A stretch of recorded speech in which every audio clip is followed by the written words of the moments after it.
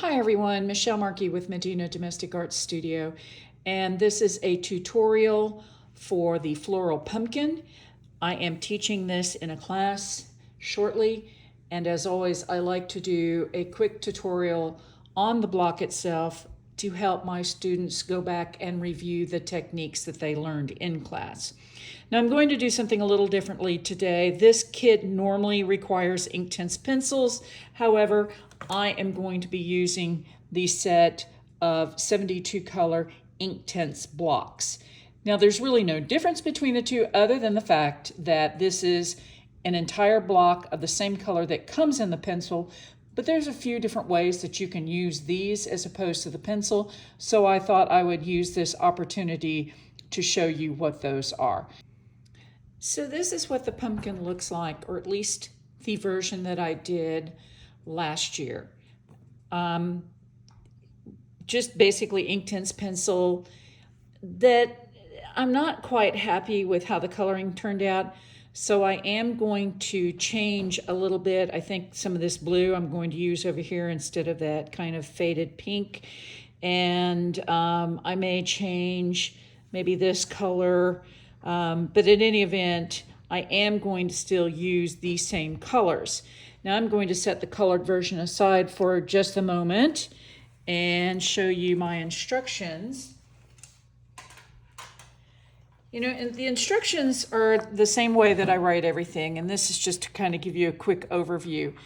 Here on the side is a list of all the colored pencils that I used originally in the kit.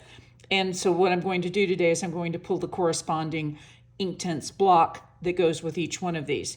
Now notice that there are some Fabrico markers. I'm not going to discuss that today. Fabrico markers are straightforward and simple. All you do is color, and that's another video for another time. But let me just show you the next page for this set of instructions, and this gives you a general idea of how I write things up. So in this particular case, we're talking about the stem right here. And it says for the outer part of the main stem, use colors 2 and 3 alternatively. Well, that'll be felt green and Ionian green. Then in the center that you use apple green. So I try to make this as paint by number-ish as possible. And where necessary, I will kind of put in some additional description on what should be done to achieve a certain effect or doing the coloring a certain way. In fact, by the way, in case you think this is a great video and you really like my stuff, be sure to hit that like button and the subscribe button below, because I have a ton of stuff, and there will be more coming in the upcoming weeks and months ahead. Before I move forward with the coloring, I thought I'd spend a little bit of time discussing what I use to actually use for painting on fabric. Probably the best one of all is to find a tulip fabric paintbrush. They're very stiff, they're nylon bristles, but they don't come in decent sizes, in my opinion. Now, if you were just starting out and you wanted to color, say, a wide expanse of fabric, the tulip fabric paint brushes are great. They really can cover a wide area, and they really get a good scrub going on, and I have used them for other things. Instead, I want to discuss about what it takes to get into these smaller areas, and particularly like right over here, you're going to need some really fine tipped brushes. Now these are all Taklon, Taklon brushes, and I use these extensively. There are a variety of sizes. Some are kind of like this. They're shaders. I think this one's a shader. And the rest of these are kind of just considered rounds. You've got some really tiny ones to get in there. But the key about these is that they're fairly stiff brushes. And as long as you take care of them, these brushes will last you indefinitely. And what does it take to take care of them? Well, one, as you use your brushes, make sure you clean them frequently with just water. When you're finished coloring your project, you can use Dawn liquid detergent and water. Now, I'm sure some purists are out there gasping at the thought of using Dawn, but I've been doing this with all my brushes and I've had no problems with them. And when you are finished with them, first of all, don't leave them in a cup to sit because it'll bend the bristles, and then that paintbrush might as well be thrown away. However, if you take good care of them, and after you finish washing them, if you'll just kind of smooth out the bristles as you use it, and then I just put them in a container like this. Yes, you can see all my brushes are in there. I find that they last, like I said, indefinitely. In fact, I would say a lot of these brushes I've had for 6 or 7 years. So you don't have to spend a lot of money. Go to Jerry's Artorama. The link is in my description. You can go click on them, go look at their brushes, go look at Taklon, either white Taklon or gold Taklon. Either one works. I mean, you can see here I've got white ones and I've got the gold Taklon as well. So give those a try. That's what I will be using in this kit as well as subsequent kits. So just take a look at those and give them a try. I think as far as coloring on fabric, you will be very happy. I'm going to discuss the tools that you should have if you are going to do a kit just like this, at least in my opinion, what you should have. And we'll get to these specific tools here in a minute. But I think if you have any kind of coloring tools, the very first thing that you should do is create yourself a swatch sheet. Now this happens to be done on fabric. And of course, all my work is done on fabric. And I actually use 100% cotton sateen. And you can purchase cotton sateen from your local quilt shop or go online and search for it. If you are running into difficulty trying to find cotton sateen, please contact me, and I've got all sorts of sources and I'll be happy to share those with you.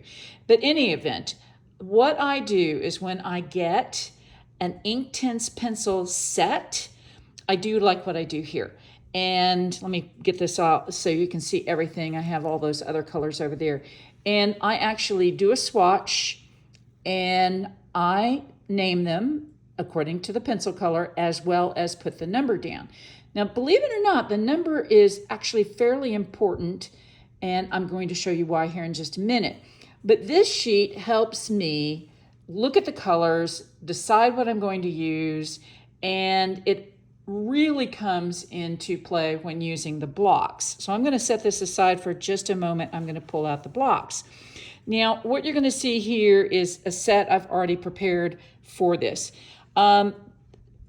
There's certain ways to hang on to these blocks. INKTENSE actually has these wonderful little compartments that they will send your individual blocks in. I have half a mind to order a bunch of individual blocks just so I can get these little containers. It makes it really easy to hold on to. The container that comes with the big set is plastic, and sometimes it rips and breaks. I'm going to set this aside here for a minute. But what I really want to talk is what's here on the table and why I have it set up the way I do. Well, so let's take a look closely at an INKTENSE pencil, and I'm just going to grab one where I know you can read it. Yeah, let's go with Poppy Red, which is number 4 in my list. Now, I'm going to try to zoom in here. This is going to be a bit tough. I don't know if you can see this, but there is a number right there, and it is really hard to read these, y'all. I'm going to apologize up front. But if you were to buy these blocks, my suggestion is when you first get them, go through and make a color swatch, but notice that number. That number corresponds to the number here on my sheet. So if for any reason, and let's find Poppy Red right here, there's Poppy Red. And so I could actually color if I didn't know what number my block was or I couldn't read it. Having a swatch with the color already there allows you to match to your blocks if you're not sure of which color you've got. Okay, now I am going to set this aside. So each one of these has its own number, and they're really hard to read. And you know, I get it. It's hard to imprint this stuff. And when you look at these, and I'm going to again bring them up close so that you can see this. These are used, by the way, and we're going to talk about that too. But the very first thing I do when I'm getting ready to do a kit, just like I'm doing today, is I line them up in the order that you saw on that sheet. Let me grab that for you here real quick. This sheet right here. So these correspond, those numbers correspond to what's here on the sheet. And this is very important because, again, you're going to have problems at times distinguishing what number is what for what block. This way, you've got the number and you've got this. Now, the very first thing I would do if I were getting one of these kits and getting ready to use it is set this plate up. This is a paper plate, number it, and then take a picture of it. That way you have it on your phone and you see what the order is according to your sheet here. So if you start using these and you get them mixed up and you're not sure which is which, you can go back, refer to this, refer to the picture, and you're going to know which block goes with what. Okay, now this is one of those do as I say, not as I do. You all know that I use, or most of you should know that I use a fabric medium. I don't use water. And there's a whole video on fabric medium and discussing that, and I'll let you go watch that if you want in my playlist. But what I have done over the years, and I'm going to pull out Miss Chili Red here. It's one of my favorites. Let's get this where you can see this. There's kind of a hole in it, and it's kind of got something kind of glossy. Well, that's fabric medium. I've used fabric medium here to get color. What I didn't think about when I was doing that is what happens when the fabric medium dries. And in class now, I harp on my students all the time, when you get your pencil tip wet with fabric medium, dry it off. Because what happens is, and let's see if I can try to scrape this a bit, that becomes like a rock.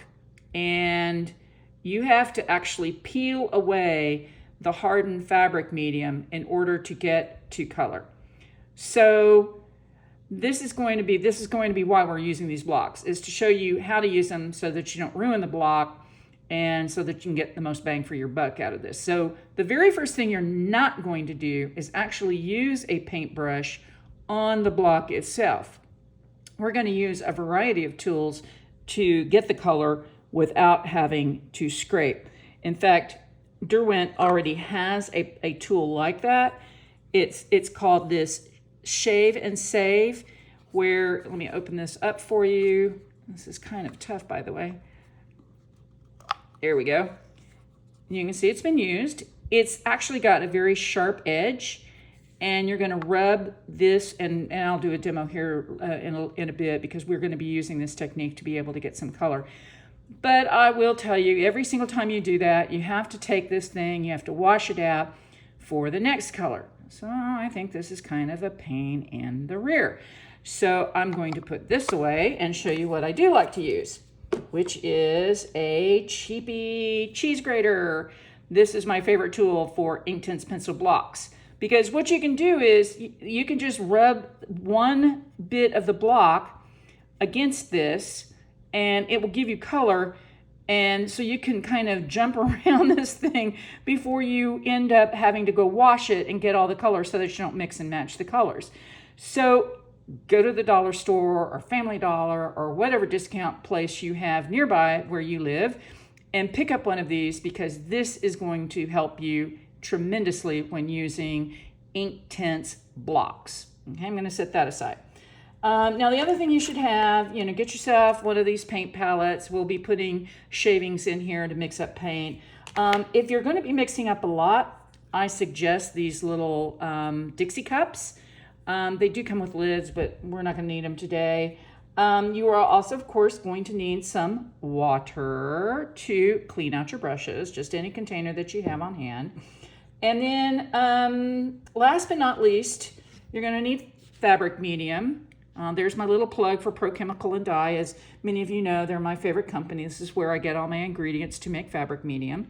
But if you do not have mine, or you need to go out and get a commercial brand of fabric medium, my favorite is this one right here. It's called Ceramcoat by Delta Textile Medium. All the popular arts and crafts stores have them, as well as art supply stores. If, again, you're having trouble locating this, please contact me and I'll help you find it. It's readily available, so it shouldn't be a problem. And of course, all of our favorite shopping online store, Amazon, always carries it, so I know you can find it there. And last but not least, you should have things like, paper towels, because trust me, you will make a mess. And I think that's about it. Oh, one last thing. If you do have a set of the INKTENSE pencils themselves, keep them on hand as well, because you can flip back and forth between the blocks and the pencils in trying to get into some of these finer little areas. But again, this video is going to be primarily how to do this. And last but not least, I did forget this. If you've got a little plastic box like this is, and now you get to watch this in motion, this is where I'm going to take my pencils, or rather my blocks, and I'm going to put them in here for safekeeping. So strange little kitties don't go batting them around onto the floor. It's also to keep them kind of together for this particular kit, and it just saves me the hassle of getting in and out of that big tin, which I don't really need when I've got something like this handy dandy. And again, dollar store find. They're everywhere. And oh, you will need some paper plates. Now this one, okay, you can throw this one away if you don't want, but we will be using paper plates. So get the cheapest, try to find the ones that do not have wax on them, that are just cheap paper plates.